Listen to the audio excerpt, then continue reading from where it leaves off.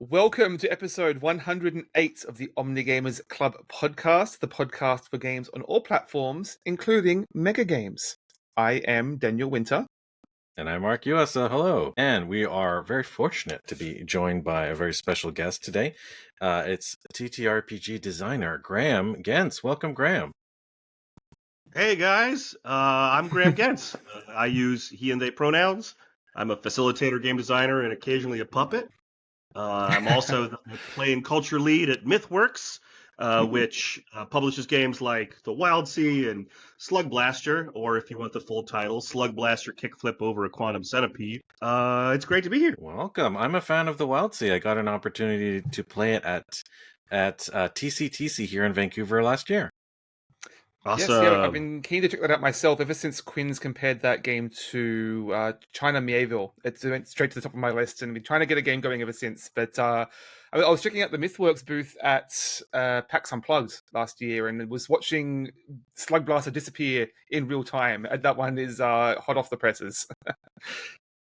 Yeah, it's been a wild year for that, especially with all the tariffs and reprints and needs for that. There are two different crowdfunding campaigns going on for the new expansion to Slugblaster, which includes reprints of things like the Pizza Box Game of the Year edition and the brand new CBR PNK expansion. Yeah, why don't we roll into that? I mean, so today we'll go through our appetizer of some topics and maybe some games that you've designed, Graham. You can tell us a little bit about that, and then jump into the main course. We'll each be offering a game to discuss in some detail. But yeah, I thought for the appetizer today, there's lots of topics to discuss in relation to your games, Graham, and some of the games coming out from Mythworks I thought we could discuss, and perhaps some mega games that I know you've had some involvement with. But to tangent into cyberpunk, however you pronounce that, no vowels allowed. Perhaps you could tell us a little bit about that. I know Mark's been keen on that in the past. Yeah, I have the box set right here. I've yet to make it happen, but cyberpunk is a genre that I've enjoyed for a long time, and I really like the mechanisms of Forged in the Dark. So I'm eager to get it to the table. It's a really, really cool production too. What's new with it is Teep Top Secrets. I could talk about Cyberpunk CBR PNK because I've run it a number of times as well as at conventions. If you were at PAX Unplugged, I was probably there running events or being at the booth and chatting with people. So Blades of the Dark, beloved game, has spawned many other people trying to take that feel. In my opinion, Blaze of the Dark, of like 5 years on either side of it, was just the coolest TTRPG to come out. It was something that people really wanted and struggled with in other systems, the heists and whatnot. And CBR PNK not only is a super duper duper pared down form of Forge in the Dark and Blaze the Dark, like it's taken its most essentials to a whisper of the game. For me, what's special about it is the physical object. It was all designed by one polymath genius Brazilian man. The layout of the pieces, the boxes which unfolds, everything's on pamphlets. I've honestly never seen anything like it, and I hope that in these kind of cross sections of zine culture and itch games and indie RPGs, whatever the cultural standbys are for that stuff, that this will encourage more spaces for people to make more games and kind of push the edge of a lot of expectations we have about these things.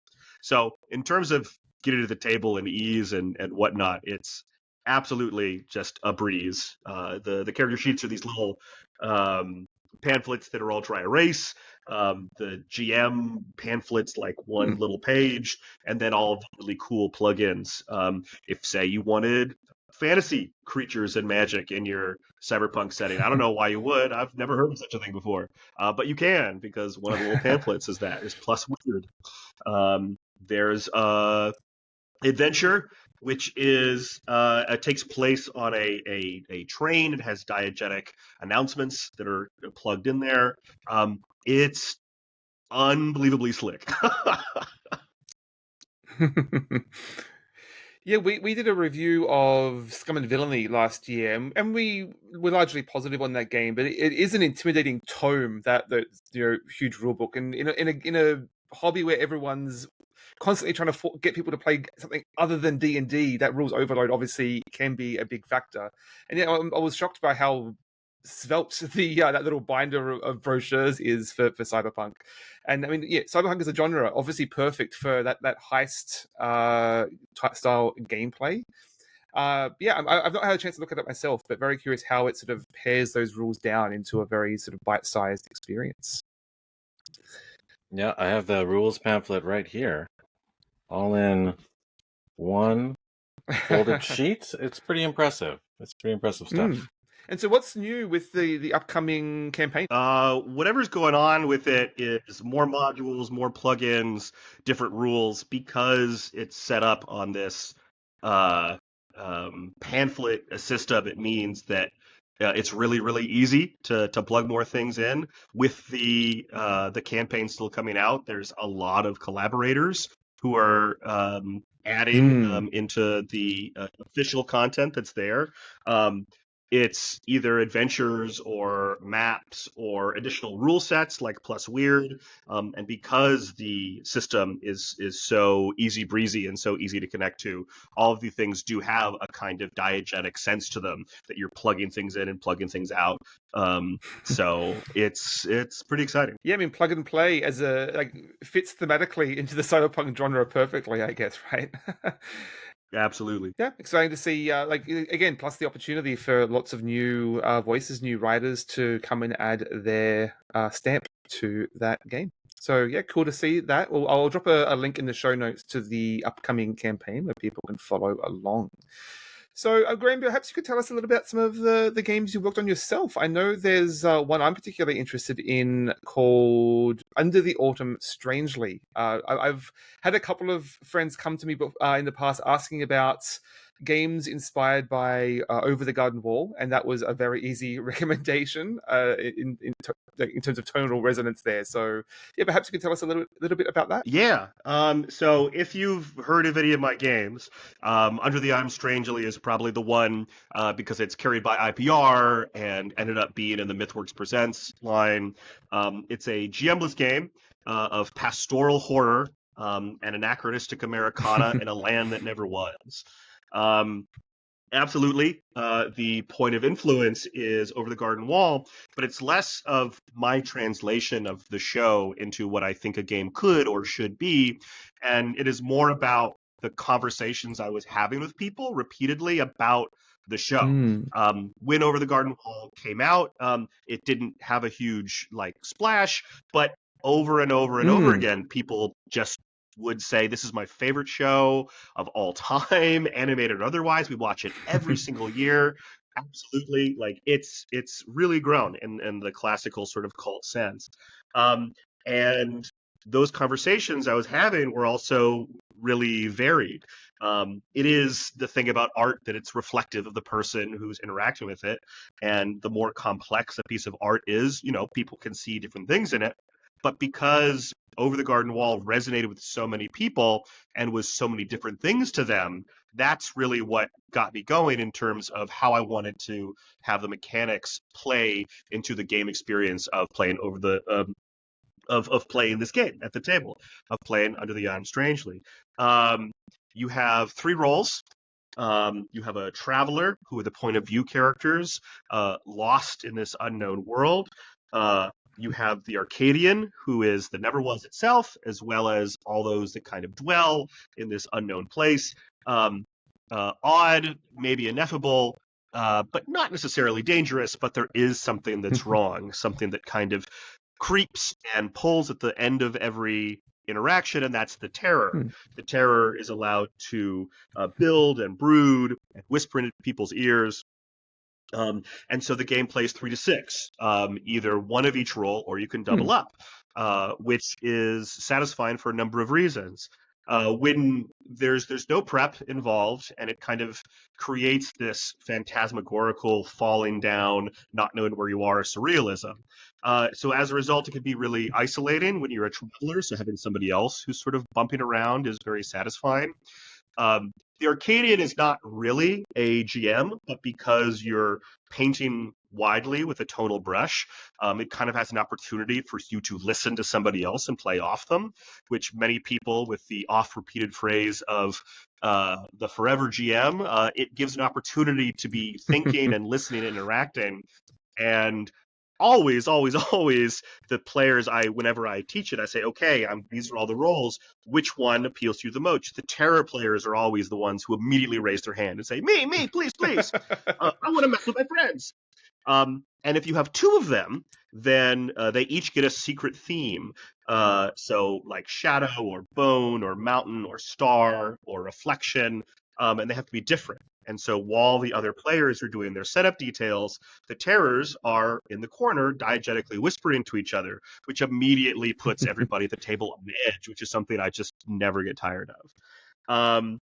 So it, like many of my other games, is sort of anti-canonical in the way that, like, I believe in players and I believe what players put into the table.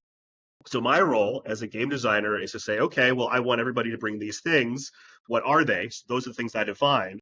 It's stone soup. I think all role-playing games are stone soup, but the designs in which I'm specifically pushing it really play into that. So that's Under the Autumn Strange. Very cool. Yeah, I'm getting a real sense of tension and friction between those roles. That it's not just a group of players cooperating to a common goal. That, like, asymmetry, I guess, is interesting to explore that trend within TTRPGs, which is usually more of a board game sort of mechanic, I guess, that you see. I've been looking to grow as a GM. I filled that role a lot recently, but I started off as a player. So I think it's really cool to see tables. You get to see this now with actual plays and whatnot, where the GM, is free enough to include the players in the creation. Maybe say they don't define an NPC or a setting. They let the players step in and kind of create part of the world with them. So I'm highly encouraged to hear that this game includes aspects of that. Yeah, breaking down that dichotomy. There's been this classic sort of war. You have the GM on this side and the players on this side, and they're at odds with each other. But there's so much more interesting ways to sort of blend that threshold there. Yeah, the design, the overall design plays into a lot of what my philosophies are in terms of what a tabletop game is, what role-playing games are and can be, and a lot of it comes in line with how these are functionally folk games, in the sense that they are taught to you by other people. Usually it was like an older sibling or a cousin.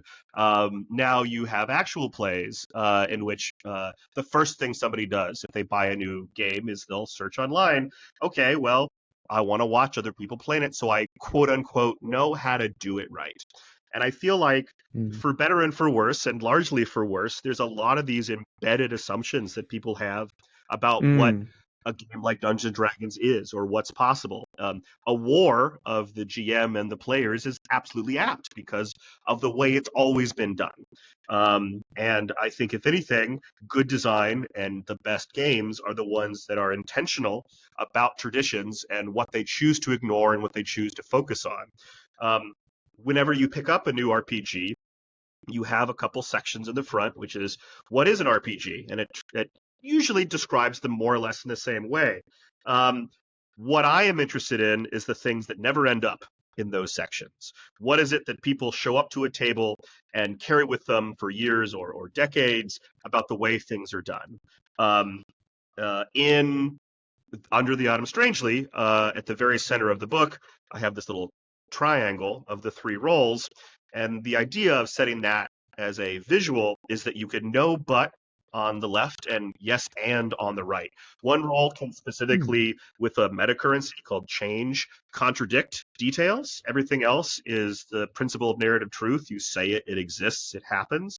But you have a chance to adjust or change something that one role has just done, which again is thematically supported. So Specifically, you're playing with this tension of yes and, but also playing against the idea of what expectations people have even coming into a storytelling game. I am interested in tension. I am interested in the sort of unspoken dynamics. But what I do believe is that every table, every game, it's created anew. And so how do I leverage that to trust in players for this whole stone soup thing? So my goal is that people are stepping away from the table and high-fiving and hugging, not really knowing what has happened, because that's the whole reason why all of us are pursuing this stuff, is that at one point, hopefully more than once, that strange alchemy has occurred where you step back and say, wow, what was that? That was really special. I think that's why people keep doing this over and over again. That's very cool to hear. Funny enough, I checked my itch, and I happen to own a copy of Under the Autumn Strangely. So I've been looking through the artwork. It looks really cool. I like the kind of a little disturbing qualities of the artwork. It's a little bit surrealistic, but the color tones and palettes are really interesting too. So I'm going to really enjoy reading through the PDF for this. Yeah, so we'll have to try and see if we can put a group together for that, especially if there's not as much focus there's not much sort of work overhead for the GM, perhaps. Okay, sorry, I had some technical difficulties there. So, coming back, Graham, the one other thing I wanted to pick your brain about is I heard you've been here in Vancouver, doing running mega games at the Shucks conventions, and I really wanted to find out more about that because I've not participated in any mega games, but very curious. It's a sort of untapped spectrum of the omnigamers sort of world that I'd like to hear more about. Yeah, so I was very lucky to go to the first three, the Shut Ups and Down expos, the Shucks, right before suddenly everything shut down and people stayed in their homes for a long time, and have since focused more on my RPG stuff. But luckily, there is a return to form because this Gen Con, a mega game that I'm writing and putting on, is going to be presented there, which I'm very excited about. How I fell into that was just the same way that most people ended up at that first Shucks, which was being a fan of Shut Up Is It Down, and of that subsection, they were the people who watched the Skies video, because there was not a thing. This was not a subculture in the United States yet. There was a certain kind of nerd, me included, who all across the U.S. all stood up at the same time and whispered, "I want to do that," and thus they began popping up all over, in Southern California, outside of New York City, in the American South. And so when Shucks happened, there was a series of different things that they wanted to have as the convention. Okay, this is our first time running a convention. We got to have, and the fact that they are single-handedly responsible for mega games appearing in the United States was there. So I ended up as a just general volunteer, but then started working with Seattle Mega Games directly. I was just showing up to get the badge and the ticket and do some work and meet some people. And the very first question was, "What do you want to do?" And I said, "Oh, the mega games." And they immediately shipped me over to them, and I never spoke to a Shucks person ever again. It was only the mega game people. So we did Watch the Skies, which is sort of the obligatory game. It's essentially the Model UN. But each person on a team is playing a mini game. So the military people all go to the center of the room to a big map and they play a war game. But for me, this is the exciting part as a game designer and role-playing person, and also like theater critic and theater person for many years. Only the military people are allowed to even approach the map. The scientists go off and they have their own mini game for science. Nobody else is allowed to go over there. The diplomats go to a UN and play kind of a UN diplomacy game. And as a result, there's two, I think, secret sauces to mega games. Oftentimes I describe them as sort of role-playing game board game hybrids for large player counts. My tongue-in-cheek thing is that you're tricking board gamers into LARPing. And part of that is that you're not playing a role with a name. When you ask people to role play, you can kind of see an apprehension, this like breathing, like, okay, now I'm going to be my fighter. But if you don't ask people to do that, they're going to fall into a role in a certain way. You're not this named character. You are the prime minister of the UK. You are the president of Uruguay. And so as a result, you are role playing without being asked to role play, which to me is kind of fascinating. And in another room, completely doing their own thing, is one, spoilers, sometimes two different alien groups, so doing their own thing. So when you approach the military map as the head of the military of, say, China, you have tanks moving around, and there's a team which is a newspaper, and they are every game turn they're printed out a newspaper, and so as a result you read it to actually get information about the game. You say, oh my god, there's a civil war in Greece, I had no idea, because nobody told you, because there's 60 to 100 people playing this game. And somewhere way off in the Pacific, there's these tiny little UFOs. And so you can lean over to your buddy, who's the head of military of, I don't know, Germany, and be like, what are those? And he's like, I don't know if I can tell you right now, man. So it's an ecosystem. And it appeals to so many different kinds of gamers in a way that I found immediately exciting. All of the other designers and players and people running these games were largely engineers. I am a writer and a theater person, and so I was the one showing up being like, guys, this is theater. You're doing theater, actually. And being able to push towards that in a positive way. Not theatricality, not a spectacle, but what is storytelling and how do we do it? And again, it's the same thing with my RPGs about having to be intentional design. So I ended up doing that for 3 years. I got more and more responsibilities. Essentially, in order to make a mega game run, you have a network of GMs that are called control players. And so it's very much a network of GMs all coordinating together, trying to ride this Leviathan out. Watch the Skies runs 8 hours, which me and other designers were always like, too much. So I liked the kind of 4 to 6 hour bit, because they're literal timed rounds. You'll be like, okay, it's 45 minutes, and then there's a klaxon or something. Another popular one is Den of Wolves. Den of Wolves is essentially a Battlestar Galactica, but with the serial numbers shaved off. A couple really awesome pieces of kind of performance for that. You have different tables that are the different ships of the caravan, the kind of caravan of ships moving across. And so, one little table, that's the agriculture ship, and here's the engineers.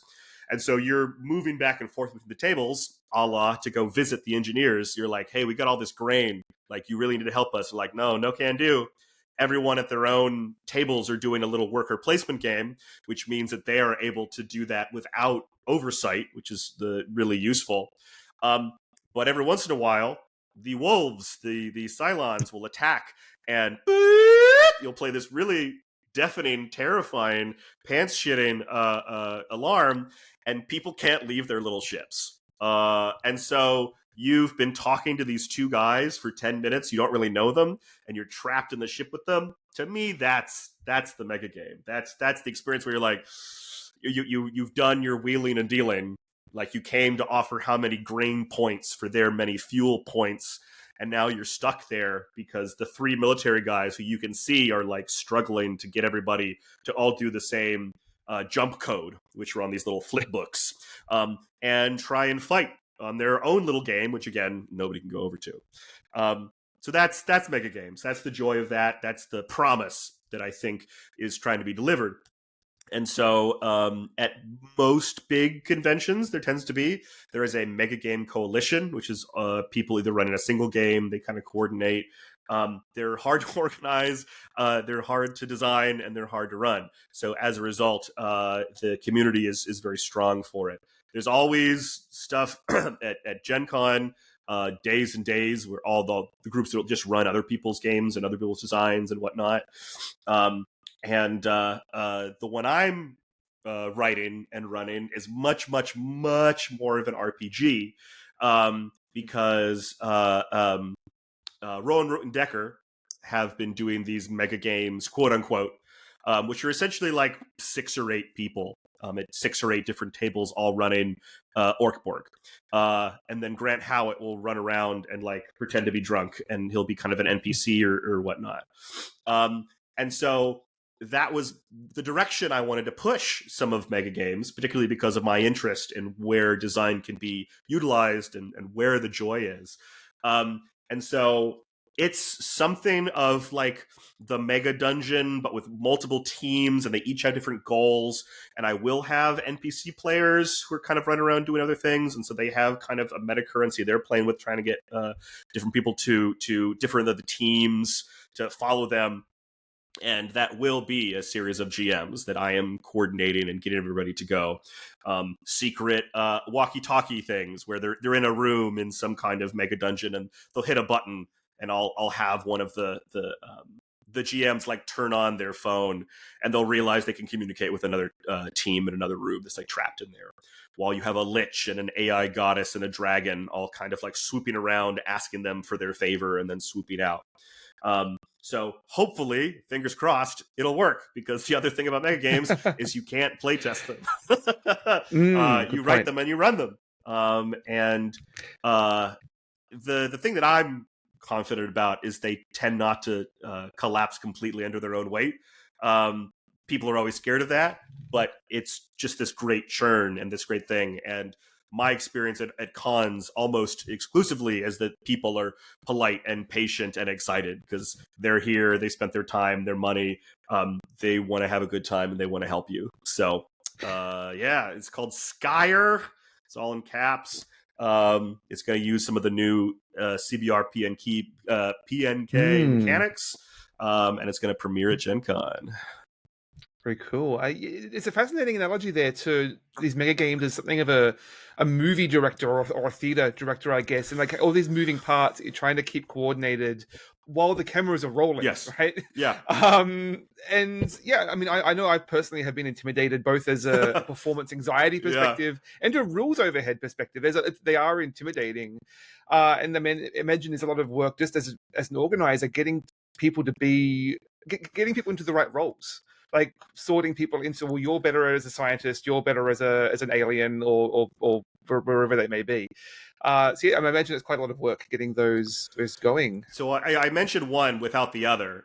So I brought up the idea that part of the reason it works, and I think is supportive to players, it's overwhelming, absolutely, is that you're not a person, you're given a job, a vocation. That is really supportive. The other thing is that they are almost always team games. No matter how overwhelming it is with all these things that you don't understand and feel out of control about, you have a group of people, 4 or 5, who all have your back, who are all having the same goal, who are working towards it. So maybe you are intimidated by the rules or the chaos or the churn. Luckily, you have people to rely on. And I think that's a really important component of what makes them work. You have a clear role and a direction to be moving towards, right? Yeah.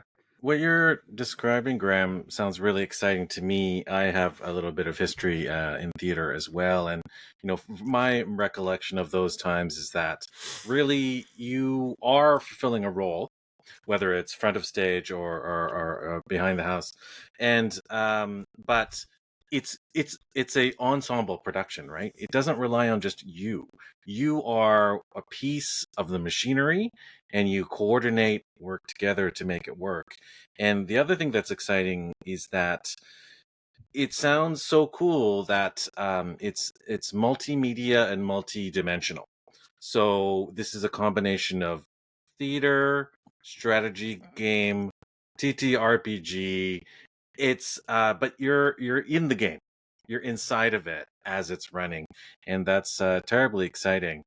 I realized that we kind of jumped into it, but we didn't give like a baseline description of what a mega game is. It's essentially like a big multi-hour production involving many different parts, right? Yeah, a board game, role playing game hybrid for 60 to 100 people, and usually it's team based and asymmetrical, and so everyone will have their roles and goals. There'll usually also be timed turns, and so it's also in a confined space. That being an important part because my favorite designs have utilized that space. The first Shucks, there was essentially 1 or 2 games a day until Sunday, which we only ran 1, which was the brand new design, which was designed by someone there in the company. And essentially, I don't remember what it was called because I've only ever played it or run it then, and I never saw it again. It was essentially a Dawn of Man game, and so it was really trying to pull in mechanics. There was kind of a map exploration, so a grid. So again, you're in your group. So one person is like the navigator or the explorer, and they get to spend their actions or their meta currencies to go over and be like, I want to search here, I want to search here, in this huge grid. And once they found, oh my gosh, it's an oasis or a cave, they would get a card, so they would always know where it was, which was information you could share with other people. However, the best part of the game was that there was a pantheon of gods, and they were in the far corner of the room, and there was a little shower curtain that had them out. And, there's always usually a survey before these games asking people, like, would you be okay betraying someone? Because sometimes, like in Den of Wolves, oh my gosh, a couple people are Cylons. And so you can opt into these roles, right? You're not just given, like, these things. You're like, I guess so. And so the people that want to be gods got to be gods. And so they created ad hoc purviews, which for me is always very exciting because that plays into why I like certain role-playing games. So I'm not the specific god, but now I've selected from these different areas. So I'm the god of chickens, but also thunder. That's great. Now immediately I have my own god and I get to ask questions about what it is. So people come in costume and they're all laid out. And this game was such a joy because there were 12 gods or so in this corner, and they had ways to communicate with their followers, which is basically Dixit cards. And they kept demanding these really strange things. And so the players, the people, kind of creating their first society, were like, the gods are crazy. I don't understand. This is awful. And then I would, as a control player, would then walk over to the curtain and listen to the gods who had no idea what they were doing. They were like, I don't know, man, just send him that one. And so it became this really incredible microcosm of belief and translation and that lack of that control. They assumed that the gods had a plan or that they had a certain kind of clarity, but they absolutely did not. And so as a result, factions and ideas and beliefs and wars started as a result of it because of the ecosystem, which I just thought was so delightful. It sounds like a giant game of telephone, that Yeah. game of miscommunication. Yeah, and it was not intended as a design, but because the gods were just winging it, it was pretty great. So I want to get your opinion on this. You mentioned the Shut Up and Sit Down video talking about mega games in general. Yeah. Surely you have also watched the kind of tangentially related People Make Games video about military war games, mega war games, and simulations of that sort. How do you compare and contrast the mega games that you've been involved with those kind of large scale simulation games? Do you think it's 1-to-1 or not the same thing at all? How is your feeling on those? Yeah, I love People Make Games. Fantastic coverage, fantastic videos. I mean, support them, give them money. Where's their Pulitzer? It's interesting that I specifically cited Shut Up and Sit Down as creating this this offshoot where design has kind of flourished in the U.S., but it's not the only one because it goes back 10, 20 more years. Not just did you know H.G. Wells invented a war game with toys? It's not even that. There are essentially these kinds of games that have been played at Gen Con for decades and decades that are very, very specific. I hope I get the acronym right. I think they're called NSDM games, which is National Security Decision Making. And they started from a military academy. I think it was Annapolis. 25 years ago, and it started as an instructive thing. And these military guys made themselves a game, didn't know it was fun or interesting, and now in the Oilers Stadium, or the Colts Stadium, in the basement of the Colts Stadium, they'll run these like crunchy, stodgy political simulations. It's much more of, all right, we got 35 people. Here is your badge. You are Gorbachev, and we're going to go through the Cold War. You're either this or that. That is kind of one portion, because it started as a war simulation, and they were role playing and didn't really realize that they were, and have done it the exact same way for 25 years, and are in this very particular kind of thing, and have made a game. In terms of these other war games and like simulations and things, I think it largely comes down to purpose. What is the purpose of design, and then what is the purpose of players, and then what is the experience they're trying to get out? Completely, beginning, middle, and end, they are attempts to be simulations. They are trying to mimic these conflicts and rules and decisions as closely as they can. This is applicable to board games. This is applicable to role-playing games and role-playing game design. The whole reason why in a D&D game, why is a dagger a D4, a short sword a D6, and a long sword a D8? Because it's quote-unquote realistic. What you're trying to do is you're trying to simulate a particular kind of thing. And so, again, this I always like pulling back in terms of these designs, and like, why are they here? Why were these decisions made, and what are they expected to do? And then what do people have them when they're out of the hands of the designer? When you have these war games, because war games in a larger sense, not like a dudes on a map kind of war game, but people in military playing war in the way that is, their goal is to play through these things as closely and adhere to reality as much as possible. And if it's not doing that, then they address that as a piece of design, or they change it, or they address it. Those are the questions being asked on the front end, on the back end, and then also, what is the purpose being done? I think that there's always opportunity to kind of ask these critical questions in terms of design, and think about what can be used or changed or adjusted or adapted if your goal is we want to have some fun, or if we're all coin games are part of that, because they are asymmetrical decision making simulations. But there's a little bit of that GMT DNA where, okay, well, even though we are as dry as humanly possible, we are trying to do a thing, and what is that? So even that tiny adjustment goes all the way down, and then the fractaling decision trees can kind of occur. Does that address anything that you were talking about? Yeah, that's great. I just thought it was cool that those worlds exist. They seem like there's a decent amount of overlap there. And it's cool to think that it's all about simulation and verisimilitude. You can make it as simulation as possible, as in far from reality as possible, but you can also do war games in the field, right? They have like military exercises, war games where they're actually on the ships, Right, and pretending to be opposing forces and things like that. So you can play it all up and down the spectrum of real to fake. I think it's really cool, and it's incredible what people will do to exercise their brains in recreating these scenarios.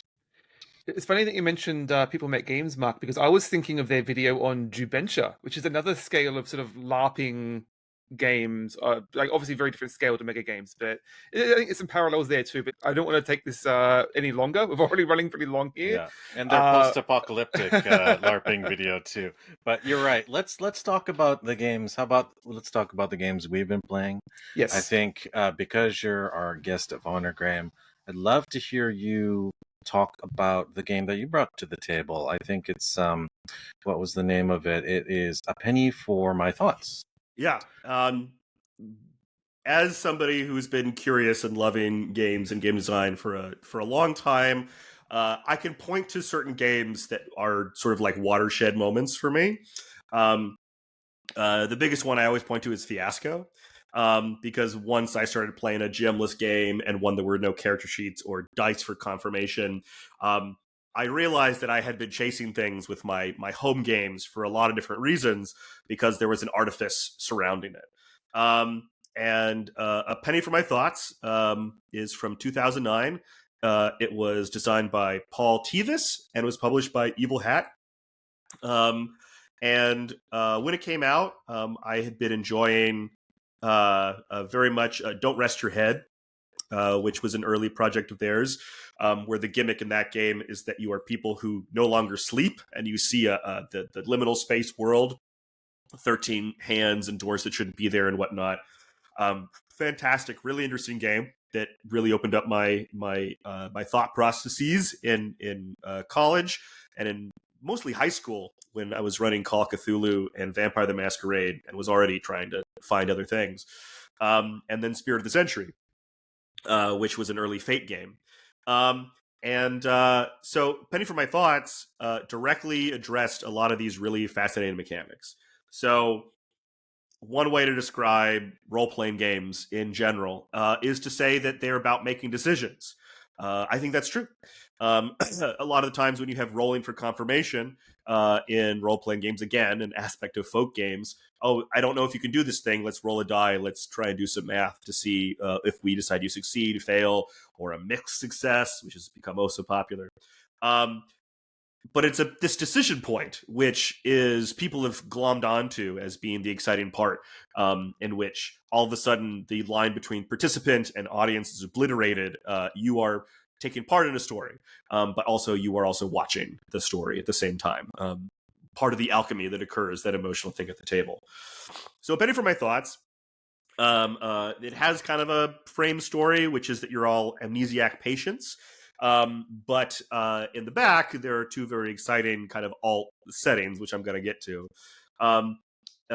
Essentially, what it does is it takes the single thing that I think all role-playing games have, which is agency and choice, and flips it and inverts it. It's got all the things for games that I love and continue to kind of haunt my own designs. You come up with 5 images, sensory images, something from like a house or a smell or the feeling of stepping on a tack. They all go in a little bowl, so you like mix them all up with a bunch of people.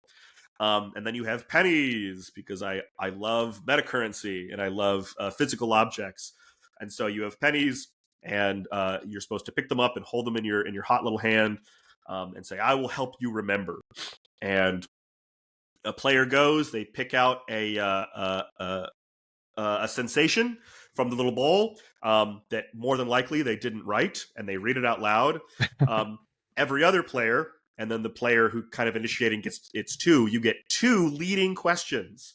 They have to be yes or no, and the active player has to say yes. They have to say yes and then describe it a little bit. So it's the smell of roses early in the morning, and I get it in here. Daniel, what kind of yes or no question would you ask me about this memory? Oh my God, I put you on the spot. I'm going to throw to Mark. I put you on the spot. Mark's the improviser here. So it has to be a yes or no. It has to be yes or no, eh? and then I have to say yes and add a little more to it. Mm. So you unbox me in. This is the joy of it, right? Right. All right. If it's about the smell of roses, I think you said it was. It was like, did you smell this the last time you saw the suspect or something like the character? And I had been trailing them and hadn't slept in days. So you do this like 5 or 6 times. Everyone gets 1, one player gets 2. And so you get completely boxed in something you have no choice in. But you do get to like kind of play it around. You summarize it, and then you go into the meat of every turn, which is the player describing what they think and feel, but you can't make decisions. The moment you get to a point in this memory where you're going to do or say something of any significance or anything at all, you take your penny and you put it in your hand and you say either, "What did I say then?" or "What did I do then?" Something else that was very interesting to me about this book, this text, this game, is that it had activation phrases that the text say you have to say this word for word, which I was like, this is great. There wasn't this like kind of mealy-mouthed like say something like this. It said, you got to say this, which is fascinating. Very sort of ritualistic. I love it. Like, all my games are rituals, and I think all games are rituals. So yeah, when I found this game, it was really confirming a lot of the stuff for me. So when I hear you say yes and, that instantly makes me think of improv theater, right? That's a core tenet of improv theater, is that you got to keep the story or the skit going, so none of the participants can say no, because that instantly shuts the door on the scene. You got to keep the momentum, and it sounds like that game is just pulling that at the core, is like, let's keep the story going. That is true. Yes, and is a part of improv. However, I think that it is just one piece. That's why in Under the Item Strangely, I have yes and a no but. And I think this goes to a larger issue of the way role-playing games are run. The idea of rule of cool shows up a lot, where people say, well, you have to say yes, and you have to include it. But the opposite end of that is that, again, this war of the GM and the players being like, no, I am literal God, I'm going to stop you. It's not binary. It's not one or the other thing. There's all these other ideas. And even insisting that people have to yes and, I think, goes to how improv comedy is male-dominated, and men have to be taught to cooperate. And by saying no, you're not stopping. And by saying no, but, you're still building. So it's, again, this like continuing widening of the decision space in a very, very specific way that I find very, very inspiring.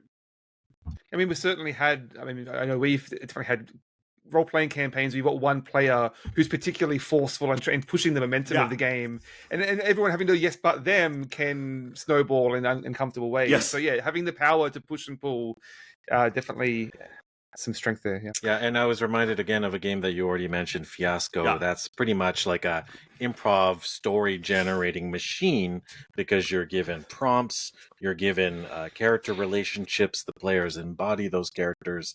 You have to kind of push these kind of motives and follow these leads, and basically there's an inflection point at which you have to resolve the scene or the thread. And I think that's really cool. I think in Fiasco there's like an opportunity to, a player can like define the scene, or they could define like the resolution of it. Yep. One of my favorite mechanics in the game is that, because like you said, there is an act 1 and an act 2, and the tilt is in the middle, which is some large thematic sort of adjustment. As like a Coen Brothers movie, it's supposed to, this is the point in which of no return, and we're shaking down the roller coaster, and we can't stop it.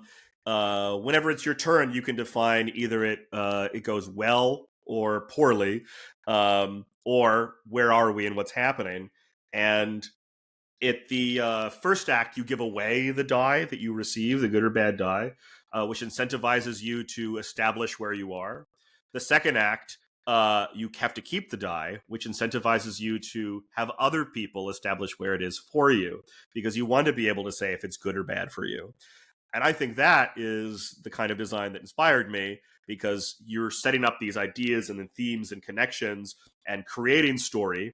And then in the second half, you are giving away that agency to the group, and they are the ones who are whispering, conspiring, being like, well, I want the motorcycle gang to show up at your work. You didn't do that, somebody else did, which I think makes it a better game. Yeah, you toss the ball, you keep the hot potato moving amongst the group, so that the story is constantly exciting and it doesn't ever grind down to a halt. It's the like get to know you game at an office or something. You have the ball, you throw it, you say, I'm Graham, I'm good at something, you throw it, right? And you have to keep it like to a rhythm or something like that, so it doesn't stop either. Yeah. Smart. I'm curious how it plays with the theme of amnesia, though, because I mean, obviously that can be a little bit of a little fraught in terms of sort of mental health issues. But I mean, it's an incredibly popular trope in video games, at the very least, as this provides a blank slate for like your character can now be whatever they want to be, but then you have the contrast of that with finding out who they were before. I mean, not to mention any twists. I don't want to spoil any games, but it can be leveraged in some really interesting ways in having that contrast of the before or after the amnesial break. Well, I'm excited to tell you how decisions get made in Penny for My Thoughts, which is the decision point, which you're not able to do yourself. You take your penny and you hand it to another player at the table, and you stick it out, and you say, "What did I do then?" And they tell you. And then you say, "Or did I?" And then you move your little fist over to another player, and they have to give you a choice. And you decide which of those you did or said, and you give them the penny. It plays over a number of rounds, in which the first round is like you have 2 decision points. The second round of scenes is 3 decision points, finally in 4. And so you're adding more and more pennies that are getting passed around to people and added and removed, which is also how you establish player order in terms of how you get to do it. Conclude in your way, and you have this little it's like a questionnaire. It's not really a character sheet, where you put in the memory you got and then you describe what it is. And so by the end, you have a series of these things that are defining your character and for how you do. So it rips away a lot of these initial things, even amongst storytelling games. Something like Fiasco or something like A Quiet Year is another GM-less game where you're making a map, but you're still collaborating on this particular story. These times you draw a card and you answer a prompt. You have mechanics to interact with that. But A Penny for My Thoughts specifically has these and doesn't just remove them. It doesn't just subtract them. I feel like it is inverting them. It's placing them upside down. A big 1 over it and on the bottom and saying, what does this do and why is it doing this? And those are the kind of questions that I want to ask, and those are the kind of games I want to play that are asking those kinds of questions. The mechanisms you're describing, and I might have misunderstood how you described it, but I was reminded of a type of fiction that I really enjoy, which is like the kind of unreliable narrator story. Yeah. Where, you think it's going to go one way, but it was actually told from an entirely different perspective. Prime examples of this are like, what is it? The Usual Suspects, right? That whole movie is an unreliable narrator. Or even things like Rashomon, where the story is told like 3 different ways intentionally, and you see different sides of the characters as a result. 4 different ways. Yeah, 4 one of my ways. favorite short stories and one of my favorite movies. In fact, I use it as a verb. I say, "Oh, they're just Rashomoning this." Right. I think that was a line in The Simpsons too. Oh, was it? Great. Yeah. Yeah, but that's fantastic that the players can be those viewpoints. They can twist the fates entirely.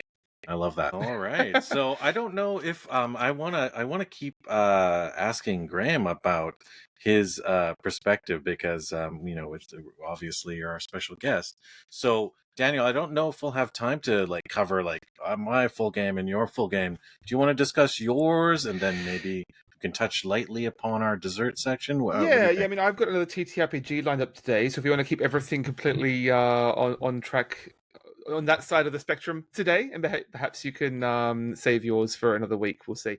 Let's do it. Yeah, but on the complete other end of the spectrum from mega games, I'm today wanted to talk about a solo game that is Koriko, A Magical Year. So, I mean, I've talked a little bit about in the last few months about my sort of discovery of solo TTRPGs and specifically journaling games. I've been using a few of those as practice and training to lead up to this. It's been on my shelf for a while, but it's intimidating. I mean, you can just tell by the fact that this is a hardcover book. It's quite involved. You would literally fill up a whole notebook, like a 100-page notebook, by the end of a sort of campaign through this. So definitely my most ambitious project yet. I did go and buy out a special notebook and colored pens and stationery, which is speaking of ritual, that was fun. Sort of the game starts before you've even started playing, right? And so I guess I should clarify, this is designed by Jack Harrison, published by Mousehole Press, art by Deb J.J. Lee and Rachel Harrison. So just quickly before I start, I mean, Graham, have you played solo journaling games, or this one specifically? I have done solo RPGs. I think the first one I played was it's 1,000-Year-Old Vampire. That's the classic one, yeah. Yeah. Comes in a beautiful book. I have a fondness for the messiness of World of Darkness rules and design. I feel like there's a certain kind of game designer where the fun, like, you remember how cool World of Darkness was? What if we could do it again? And so for me, that was my favorite part of those games, was the questions about immortality and being unchanging, and how how life and centuries and time and even society look through the eyes of an immortal. So that's my main example. I'm a writer by trade, and so when I sit down and I've played a couple different solo games. Wretched and Alone, I think, is kind of that's one that's to check out. Yeah. There's a lot that are under that umbrella. I run into the prompts and I say, "Oh, this is what I have been doing for a living for a long time," and so for me personally, it doesn't do much for me. But they're everywhere, and people love them, and I love that because of the nature and again the way it expands the game space and what it does for people, what they're able to do.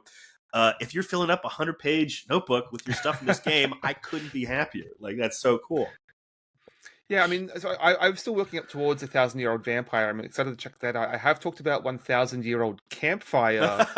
not quite as much bloodshed and blood-sucking in that. It does have excellent perspective on time and the progression of time, of course.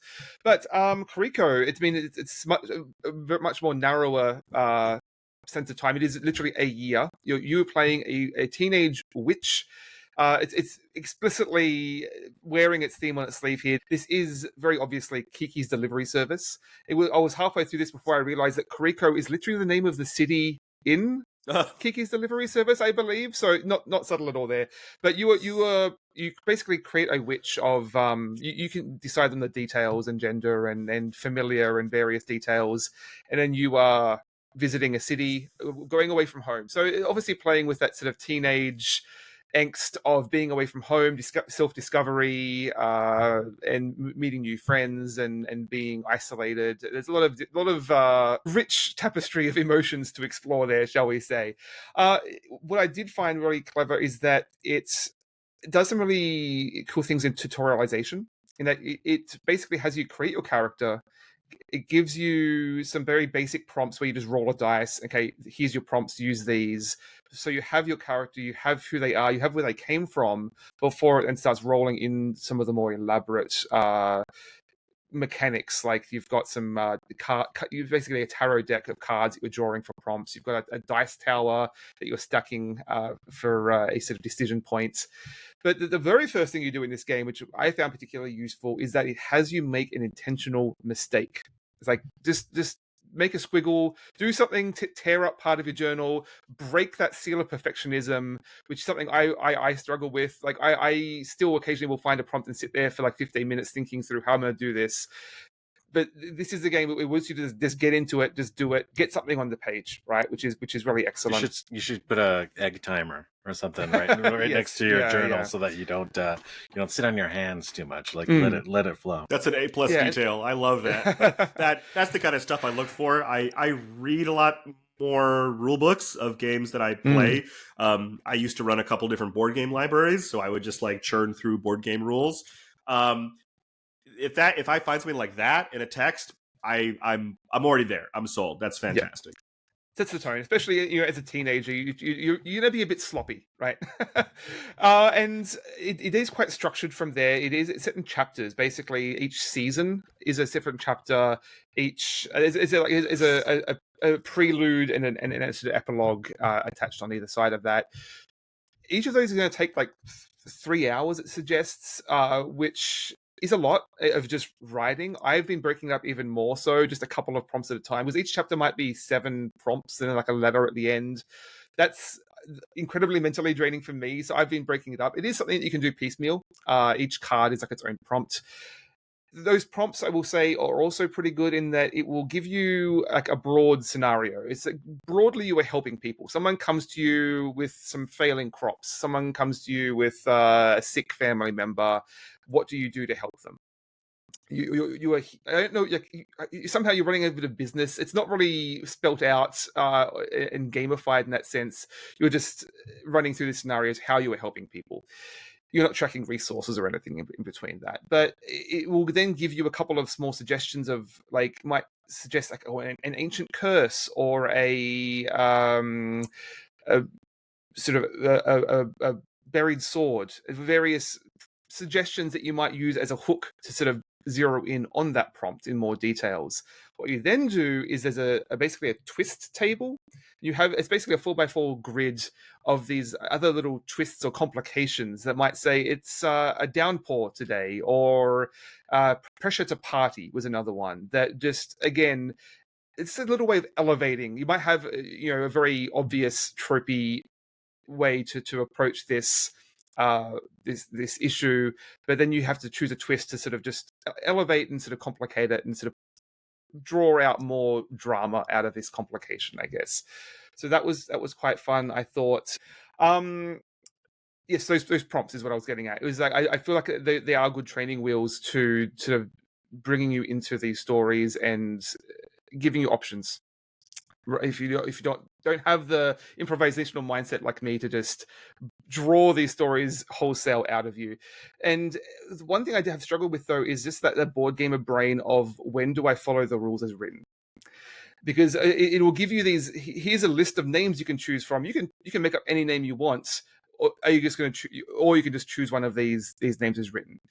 And knowing when to sort of break away from the rules as written was a little complicated. I found that the format that it wants you to go with is quite rigid. Like, it'll have you writing a letter and it says, okay, this letter has to cover this category and these two subcategories. And like the examples it gives is literally that letter broken out into like subheadings, which is not an organic way of writing a letter. But it is also, at the same time, that is also a training wheel, I guess. Like if you are struggling with the format of letter writing, you can do the rigid way, or you can just do a more organic and blend all those themes together into one long flowing letter, I guess. And I did find that tension quite interesting in how to approach it. What I really struggled with, though, was finding an inner voice, because these are all written as journals, like first-person journals that you, the witch, are writing in your literal journal. Whereas other solo games are more sort of abstracted. You can write them in sort of first or second person, or is it almost like a fictional prose. And I found myself sort of subconsciously flip-flopping between, oh wait, I just wrote that last paragraph in second person. Oh, I've just dropped like several lines of dialogue back and forth within these two characters. I didn't really have a consistent voice, and that's something I've really struggled with. I mean, in role playing broadly, I struggle to talk in my character, inhabiting my character. I prefer to sort of project and talk in third person. Again, you can do that if you really want to. Nothing's forcing you to write in a particular prose format here. But there is a bit of a tension there in how you're going to approach this. But there are training wheels here, absolutely, instead of tutorializing and sort of easing you into inhabiting this character, I guess. So the other big feature of this is the tower. When you have one of these scenarios come up, you're going to be stacking dice. Well, most of them you're not actually. Most of them are just, here's a complication, here's someone who needs help, how are you going to help them? But occasionally these challenges are risky, or the twist that you choose, it can be risky as well, in which case you are stacking a tower of these dice. And that can, I mean, on first glance, that feels like a bit of a gimmick. Basically, you stack somewhere between 1 to 3 dice. If it falls over, you fail. You broke a window. You hurt someone's feelings.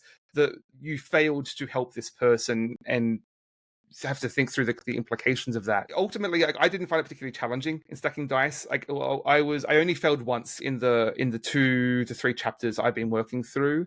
It is. I have found it thematically resonant, though, in that you have this literal like representation of your sort of shaky sense of identity. You are a teenager out of place, not knowing where you are, trying to figure out your identity and sort of constructing this sense of self, and sort of just rushing forward, not knowing what you're doing is going to be very wonky, right? And you're going to fail, it's going to collapse, and you have to like rebuild that sense of self again with the lessons that you've learnt and the people that you've met since. And so I did find that surprisingly resonant, coming back to that. And on the other side of my first failure, I did find that to click quite well. And it just, you can usually sense like, okay, I need to stack 3 dice. It's feeling pretty wobbly. I'm feeling pretty burnt out.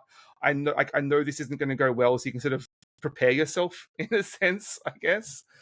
There is some accessibility rules, like alternatives that you can just like draw chips out of a bag if you don't want to engage with that dexterity element. So there are a few suggestions here for sort of alternative accessibility options. The one other big thing I wanted to mention was the confidants. So the big element of this, the other big inspiration is clearly drawing from is the Persona video games, which you have this whole ensemble of side characters that you're drawing from. And literally in this game, you are drawing tarot cards, and some of these are special archetypes, like you'll draw the Chariot card or the Judge card. That's going to be a character that you meet, and there's this like long-winded character creation. You have to choose a name, you have to choose a some looks and fashion sense, and then also pick some ways in which that character is going to reflect upon the wider city. Like you literally have this list at the start of your journal, like here's all the features of the city that is drawn from the characters that you are meeting. Because what is a city but the people of that city, right? I did find that particularly. I mean, this is probably the best part of the game for me. I struggled a little bit with like just my character approaching a problem, solving that problem. That gets a little bit repetitive over time, but then you have the opportunity to start bringing other characters in, and I'd sort of realized relatively recently that I could be bringing those characters into any of these scenarios. There is a suggestion that you do that I found hidden, and as soon as I started doing that, things started clicking a lot more with me. It's like, oh, I've encountered this problem that I don't have much experience in, but my friends, they're an expert in this type of issue. I can bring them in and then start bouncing characters off of each other. And that also opened up the whole, I'm not having to internalize myself quite so much and sort of push the characterization out into other characters. So I found that really compelling, just the way it brings other characters. And you end up with this huge ensemble. And you can sort of somewhat pick and choose who you're going to meet with and who you're going to hang out with. It's not entirely in your control because you've got a deck of cards that you're drawing from. So as people sort of come in and out of your life, you can sort of stack the deck a little bit, but don't have complete control. So some really resonant and compelling emotional explorations in this game. That sounds really cool. Thanks, Daniel. Graham, what do you think about that as a GM, as a TTRPG author? I think you said that you don't play a lot of solo games, but what do you think about those prompts? I don't actively seek them out. Every time they come along, I'll play one. Something interesting that I found in convention spaces or even over Zoom, something like this, is you'll have parallel play. So like, hey, let's play some solo games, and everybody will be doing that. I don't remember what convention it was. It could have been PAX Unplugged last year. There was like a room where people were playing a solo RPG, and it was, cute. I don't. 50, 100 people all like writing together, and it had a very particular like silence but scratching and intensity of like everyone all doing their own thing. It was really fascinating. Sounds like everyone's writing a college totally test. yeah I like stumbled into the SAT LARP part of the convention. Exactly. Yeah, I mean, if you can't tell, as like I do struggle with that improvisational like just coming up with ideas on the fly. So I find prompts particularly helpful. I think this game does do a good job of bringing you in at whatever level you are. You can just like freeball it and then choose whatever ideas you want to an extent, or you can choose the names from the list and just be very prescribed about it. Yeah, you asked how much should one follow the rules as written. I think solo RPGs, what's interesting about them is that ultimately, if you play TTRPGs at all, you realize, well, you're just playing make believe. You're all at a table playing make believe together. All these rules are just words on paper.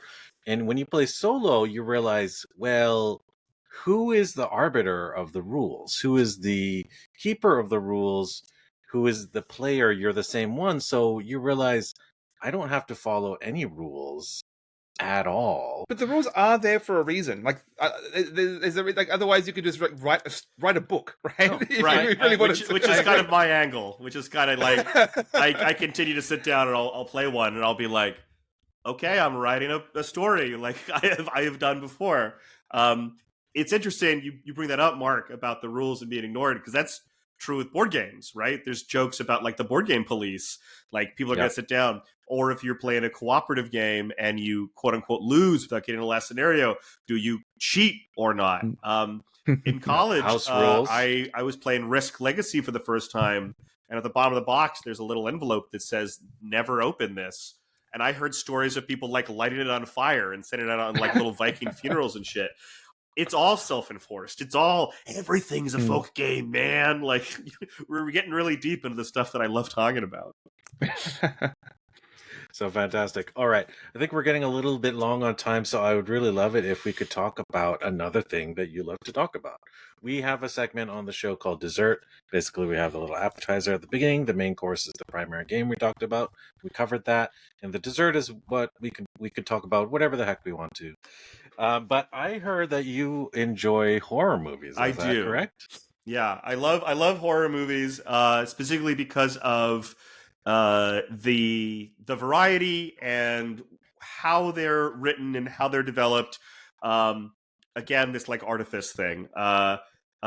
People get sucked into media, to TV, to movies.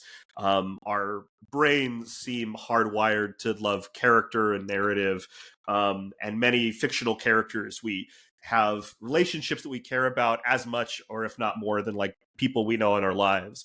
And my thesis about that is just that they are real and that our brains are adapting that. You know, a character dies in a TV show that everyone watches every single time an episode drops.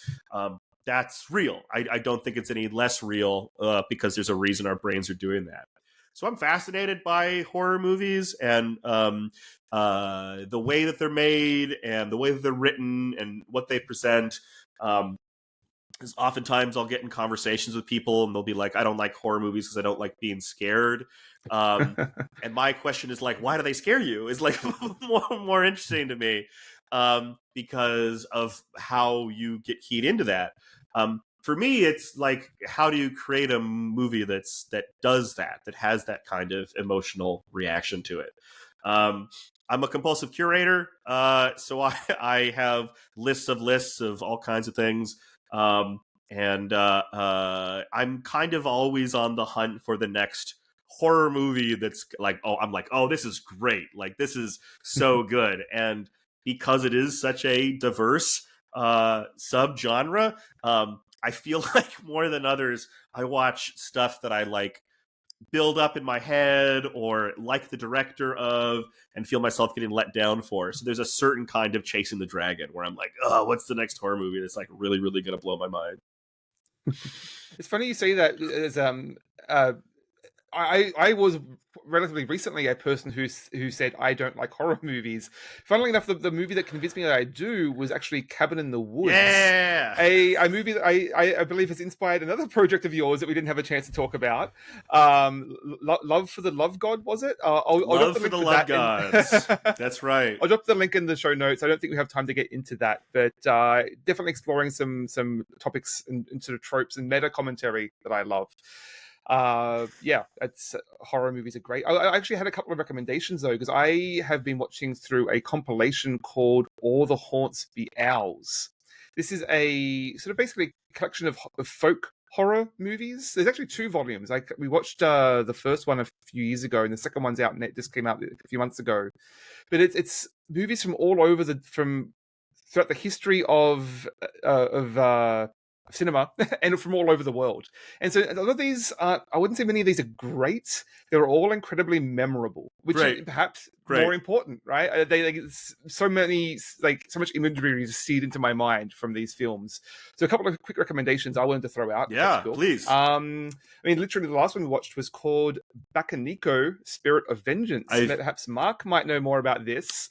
This is from 1969, but this is from a long history of like dozens of movies about ghost cats, basically a long running genre in Japanese cinema. Yeah, I looked up this bit, and that's one of the few ones I've seen on that. I've actually not seen many on this box set. Very, very exciting. Yeah, that was a little slow. It wasn't my favorite of the collection, I thought. I can't speak to how it fits into the wider genre, but it was an interesting perspective on that folklore, I guess. But a couple of my favorites, going back to sort of Under the Autumn Strangely and a sort of Americana folklore, one of my highlights was one called Ballad of Hillbilly John, which I believe is based on a book. It's basically Appalachian folklore. This very picaresque story of this singer going around the countryside playing songs to defeat demons. And it's a very, very Great. strange film from the 70s. It's not particularly scary, but just it's playing with those sort of cool folklore horror themes in some fun ways there. So one other quick one I'll just shout out was called Io Island. This is a Korean film from the 70s. It was basically, I mean, the shorthand form is Korean Wicker Man. Great. Like a police officer goes to a remote island filled. It's just like, it's all women on this island. Have some funny superstitions and rituals going on there. Some light necrophilia, maybe. With Just stuff a going touch. on. It takes place over like several different time periods as well. So yeah, some really cool stuff there. Worth checking out if you're interested in some sort of more horror off the beaten track and exploring some different culture, different folklore that maybe you're not familiar with. I'm going to throw out a couple of titles just because I probably am the least knowledgeable about horror of the trio here. I'm going to ask Graham to close us off. But my experience with horror movies is pretty limited, usually of the kind of the schlocky, kind of popular gore movie variety, which doesn't really do it for me. Like, I'm okay with some of those movies, but my wife is definitely dead set against them, so we never get them to the screen. But horror as a medium, I do enjoy more in the manga variety. I've been reading some Junji Ito Ooh, I manga. mean, you had to. Yeah. The master. Yeah. Shout out So to cool. Ito. Speaking of cats, there's the Junji Ito Cat Diary. Yes, yeah, which that I was the haven't first read. one I read. Yeah, it's But great. looks super cool. Cats are always mysterious, aren't they? And you always feel like they're about to kill you. So I think there's a reason for that. But there's some amazing stuff. Junji Ito's has done like some interpretations of Western stuff, like he did a Frankenstein adaptation, I believe, which was quite nice. And there's a just Censor I've read, just some really bizarre stuff. You know, I love off the wall, just like kooky, like what is going WTF sort of stuff. And Junji Ito's great for that. And I don't remember the author's name, but I have also read some adaptations of H.P. Lovecraft in manga form, and just really cool looking at the beautiful black and white artwork. Kind of sets the scene for horror. Lovecraft is perfect for black and white aesthetics. Exactly. All right, Graham, I want to hear some I'm recommendations. glad you reminded for me because I didn't say what the other two settings of Penny for My Thoughts were. Which the first one is like, we're all in amnesiacs. The first one is just your spies, which I think immediately like brightens it up a little bit. And plus you have these exciting things you're remembering. And the last one is Lovecraft, which again addresses my issue with a lot of board games and role-playing games that have this fiction, is that like it's full of agency and full of like shotgunning some monstrosity that come out of the swamp. So you have a game where you've lost your memory and you can make no choices is perfect for Lovecraft. So yeah. So I have many horror movies that I love that fundamentally changed the way that I thought about like movies and horror. I often point to David Cronenberg. Because the body horror aspect of it is it's not quite, you've talked about the schlocky kind of like either the torture porn of like Hostel or Saw or something, or slasher movies, which has a very DIY kind of feel to it, because they're low budget and they're counterculture. Any number of people have talked about how horror movies are a reaction to like what society is currently like bubbling about at the moment. For me, I'm curious about the kind of cinematic language that's being used, or if something addresses something in a way that does contextualize it for me in an emotional and visceral way. That's what I think horror is very good at. So Videodrome and The Fly, the Fly remake. There was an original with Vincent Price, which I saw as a kid because we were a library family, so we rented a lot of VHSs. And I saw The Fly, the original black and white Fly. We watched a lot of black and white horror movies, and just like monster movies and stuff. I feel very lucky. But the 80s Fly is fantastic. Cronenberg kind of has this reputation as kind of a body horror gross out guy, but The Fly I think is brilliant because it's more about caring for somebody and being in love with somebody who's sick. and trying to carry them through that. I think that horror kind of hides a lot of the kind of insight and beauty, particularly because it gets thrown together with all these other things, right? They're like, oh, I don't want to be scared or it's too gross or something, right? But I find the exploration of all these things like really, really powerful. There's always just about always a point to the horror. It's not just scary for scary's sake. Yeah, even a slasher movie has a point. It's trying to say something about something, and sometimes it's unintentional, and that's interesting too, right? All these stereotypes that then in the 90s with things like Scream were like, oh, we got to get meta finally, and we have to address those things because it's run stale, and so we have to think about it ourselves. It's always saying something, whether it's a thinly veiled metaphor or not. In terms of something a little lighter, one of my favorite movies, hands down, regardless of the horror part or not, is Tremors, the original Tremors from the 90s. I think it's arguably the best movie ever made. It's fantastic. I think it has everything. Kevin Bacon. It's got Kevin Bacon. Words. It's got Fred Ward. Oh, speaking of which, I've been reading here, which feels very Tremors. It's funny, it's silly, it's scary, it's don't touch the ground tag. It's got a very particular premise or gimmick that gets pushed all the way to its logical conclusion. In movies in anything of this kind, there's kind of an interactive element with the audience where the audience says, well, I wouldn't do that, or I would do that to solve the problem, that people fall into. And I feel like Tremors is very good and smart about that, about exploring its silly premise. So I can't recommend that one enough. They made a bunch of other ones that like the quality drop off is huge. But I think it's completely fantastic. You talked about Wicker Man. The original Wicker Man is great. And there's a 2-minute supercut from the Nick Cage one where he talks about the bees a lot. It's about 2 minutes long.